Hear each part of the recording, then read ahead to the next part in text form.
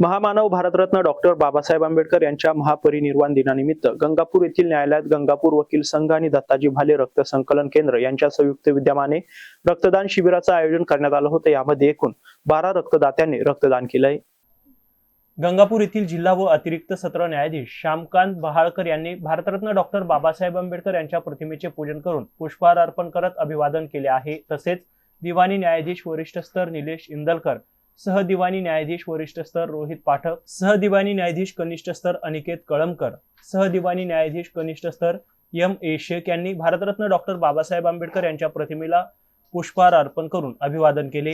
यावेळी गंगापूर वकील संघाचे अध्यक्ष ॲडव्होकेट किशोर कन्हाळे, उपाध्यक्ष ॲडव्होकेट अमोल ठाकूर, सचिव ॲडव्होकेट विठ्ठल काळे, सदस्य ॲडव्होकेट वाल्मिक मनोरकर, ॲडव्होकेट विशाल माघाडे यांनी रक्तदान शिबिर यशस्वी करण्यासाठी परिश्रम घेतले। यावेळी दत्ताजी भाले रक्त संकलन केंद्राचे डॉक्टर मंजुषा कुलकर्णी, आप्पासाहेब सोमासे, गजानन वाघ, योगेश दहिवाळ, राधा पठाडे, नयना जाधव, मंजुषा शेळके यांच्यासह सर्व विधिज्ञ उपस्थित होते।